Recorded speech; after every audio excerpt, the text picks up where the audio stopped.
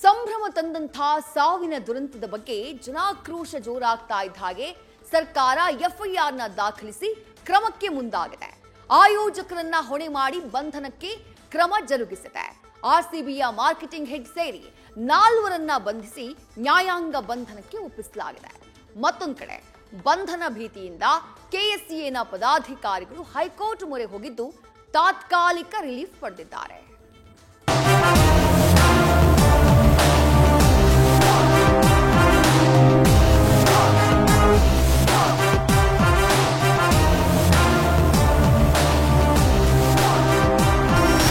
ನಮ್ಮಲ್ಲಿ ಒಂದ್ ಗಾದೆ ಮಾತಿದೆ, ಗೆದ್ರೆ ಆಡೋಕ್ ಬಂದಿದ್ದೆ, ಸೋತ್ರೆ ನೋಡೋಕ್ ಬಂದಿದ್ದೆ ಅಂತ.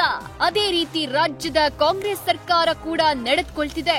ಆರ್ಸಿಬಿಯ ಸಾಧನೆಯಲ್ಲಿ ತಮ್ಮ ರಾಜಕೀಯ ಮೈಲೇಜ್ ಹೆಚ್ಚಿಸಿಕೊಳ್ಳೋಕೆ ಆಟಗಾರರಿಗೆ ವಿಧಾನಸೌಧ ಮೆಟ್ಟಿಲುಗಳ ಮೇಲೆ ಸನ್ಮಾನ ಮಾಡಿ ಆರ್ಸಿಬಿ ಅಭಿಮಾನಿಗಳ ಮುಂದೆ ಬಿಲ್ಡಪ್ ಕೊಟ್ಟಿತ್ತು. ಆದ್ರೆ ಚಿನ್ನಸ್ವಾಮಿ ಸ್ಟೇಡಿಯಂ ಬಳಿ ಕಾಲ್ತುಳಿತ ದುರಂತ ಸಂಭವಿಸಿ 11 ಜನ ಬಲಿಯಾಗಿದ್ದಕ್ಕೆ ಜನಾಕ್ರೋಶ ಹೆಚ್ಚಾಗ್ತಿದ್ದಂತೆ ಇದಕ್ಕೂ ನಮಗೂ ಸಂಬಂಧವೇ ಇಲ್ಲ, ನಾವು ಅನುಮತಿಯೇ ಕೊಟ್ಟಿಲ್ಲ ಅಂತ ಬಣ್ಣ ಬದಲಿಸಿ ಆಯೋಜಕರತ್ತ ಕೈ ತೋರಿಸಿ ಜಾರ್ಕೊಂಡಿದೆ.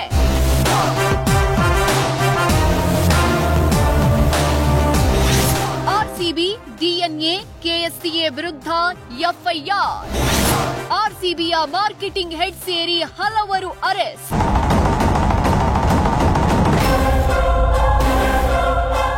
ಆರ್ಸಿಬಿಯ ಗೆಲುವಿನ ಸಂಭ್ರಮ ತಂದ ಸಾವಿನ ಬಗ್ಗೆ ಸರ್ಕಾರದ ವಿರುದ್ಧ ಜನಾಕ್ರೋಶ ಭುಗಿಲೇಳ್ತಿದ್ದಂತೆ ಸಿಎಂ ಸಿದ್ದರಾಮಯ್ಯ ಸಚಿವ ಸಂಪುಟದಲ್ಲಿ ಥರ್ಡ್ ಅಂಪೈರ್ ತೀರ್ಪಿಗೆ ಹಾಕಿ ಎಲ್ಲ ಆಂಗಲ್ನಲ್ಲೂ ನೋಡಿ ಕೊನೆಗೆ ಒಂದು ಆದೇಶವನ್ನ ಹೊರಡಿಸಿದ್ರು.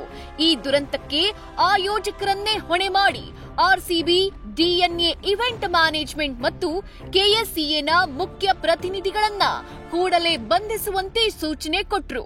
ಇದರ ಬೆನ್ನಲ್ಲೇ ಅಲರ್ಟ್ ಆದ ಸಿಸಿಬಿಯ crime DCP Akshay and team midnight ನಲ್ಲೇ ಫೀಲ್ಡ್ಗಿಳಿದು ಆರೋಪಿಗಳ ಬೇಟೆ ಶುರು ಮಾಡಿತು. ಬೆಳಗಿನ ಜಾವ 4 ಗಂಟೆಯ ಫ್ಲೈಟ್ ನಲ್ಲಿ ಮುಂಬೈಗೆ ಎಸ್ಕೇಪ್ ಆಗೋಕೆ ಸಜ್ಜಾಗಿದ್ದ ಆರ್ಸಿಬಿಯ ಮಾರ್ಕೆಟಿಂಗ್ ಹೆಡ್ ನಿಖಿಲ್ ಸೋಸಲಿಯನ್ನ ಅರೆಸ್ಟ್ ಮಾಡಿದ್ರು. ಯಾಕಂದ್ರೆ ನಿಖಿಲ್ ಅಣತಿಯಂತೆ ಆರ್ಸಿಬಿಯ ಮ್ಯಾನೇಜ್ಮೆಂಟ್ ಕಾರ್ಯನಿರ್ವಹಿಸಿತ್ತು.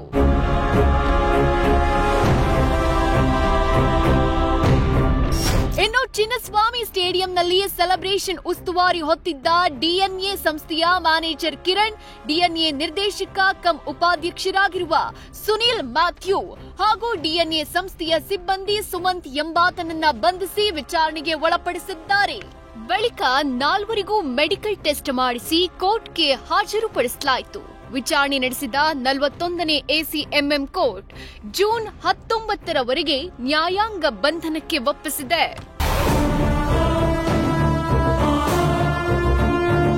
ಇನ್ನು ಇನ್ಸ್ಪೆಕ್ಟರ್ ಗಿರೀಶ್ ನೀಡಿದ ದೂರಿನ ಅನ್ವಯ ಆರ್ಸಿಬಿ, ಡಿಎನ್ಎ ಮ್ಯಾನೇಜ್ಮೆಂಟ್, ಕೆಎಸ್ಸಿಎ ವಿರುದ್ಧ ಕಬ್ಬನ್ ಪಾರ್ಕ್ ಠಾಣೆಯಲ್ಲಿ ಎಫ್ಐಆರ್ ದಾಖಲಾಗಿದೆ.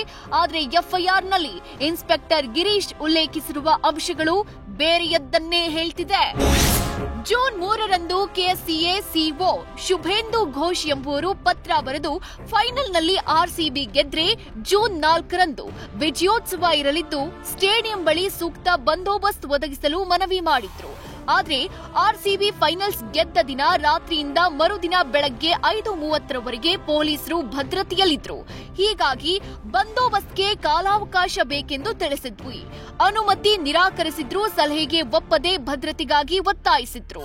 ಜೂನ್ 4ರ ಸಂಜೆ ಕಾರ್ಯಕ್ರಮ ಮಾಡಲೇಬೇಕೆಂದು ಒತ್ತಾಯಿಸಿದ್ರು.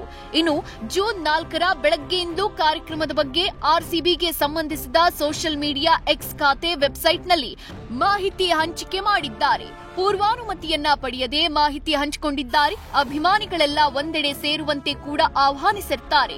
ಇದನ್ನ ಅರಿತು ಲಕ್ಷಾಂತರ ಜನ ಸೇರೋ ಸಂಭವದ ಬಗ್ಗೆ ಮುನ್ನೆಚ್ಚರಿಕೆಯಾಗಿ ಮೇಲಾಧಿಕಾರಿಗಳಿಗೆ ಮಾಹಿತಿಯನ್ನ ತಿಳಿಸಿದ್ವಿ. ಇನ್ನು ಅಭಿಮಾನಿಗಳಿಗೆ ಸ್ಟೇಡಿಯಂ ಪ್ರವೇಶ ವಿಚಾರದಲ್ಲೂ ಆಯೋಜಕರು ವಿಫಲವಾಗಿದ್ದಾರೆ. ಉಚಿತ ಪಾಸ್ ವಿತರಣೆ ಬಗ್ಗೆ ಪೊಲೀಸರಿಗೂ ಮಾಹಿತಿ ನೀಡಿಲ್ಲ. ಇದರಿಂದಾಗಿ ಮೈದಾನದ ಸುತ್ತ ಜನ ಸೇರಿ ನೂಕುನುಗ್ಗಲು ಉಂಟಾಗಿದೆ.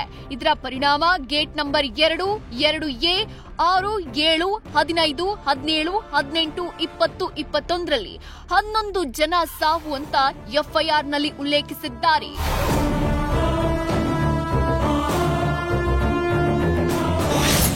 ಎಫ್ಐಆರ್ ಆಗ್ತಿದ್ದಂತೆ ಕೆಎಸ್ಸಿಎ ಪದಾಧಿಕಾರಿಗಳು ನಾಪತ್ತೆ. ಎಫ್ಐಆರ್ ರದ್ದು ಕೋರಿ ಹೈಕೋರ್ಟ್ಗೆ ಅರ್ಜಿ ಸಲ್ಲಿಕೆ.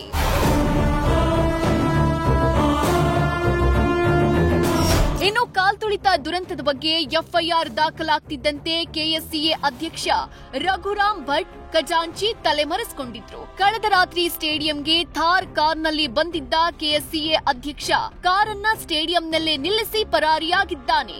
ಇದೀಗ ಬಂಧನದ ಭೀತಿ ಇರೋದ್ರಿಂದ ಕಬ್ಬನ್ ಪಾರ್ಕ್ ಠಾಣೆಯಲ್ಲಿ ದಾಖಲಾಗಿರುವ ಎಫ್ಐಆರ್ ರದ್ದು ಕೋರಿ ಕೆಎಸ್ಸಿಎ ಪದಾಧಿಕಾರಿಗಳು ಹೈಕೋರ್ಟ್ಗೆ ಅರ್ಜಿ ಸಲ್ಲಿಸಿದ್ದು, ಹೈಕೋರ್ಟ್ನಲ್ಲಿ ತಾತ್ಕಾಲಿಕ ರಿಲೀಫ್ ಪಡೆದುಕೊಂಡಿದ್ದಾರೆ. ಆರೋಪಿಗಳು ತನಿಖೆಗೆ ಸಹಕರಿಸಬೇಕು ಅಂತ ಹೈಕೋರ್ಟ್ ಸೂಚಿಸಿದ್ದು, ಯಾವುದೇ ರೀತಿಯ ಬಲವಂತದ ಕ್ರಮ ಕೈಗೊಳ್ಳದಂತೆ ನಿರ್ದೇಶನ ಮಾಡಿದೆ.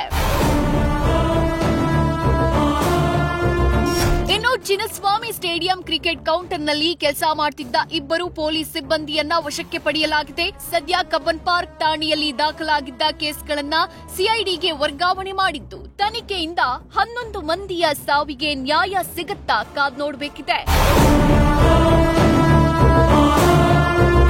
News first bureau. News first ನಿರ್ಭೀತಿಯಿಂದ ನಿಮ್ಮ ಪರವಾಗಿ.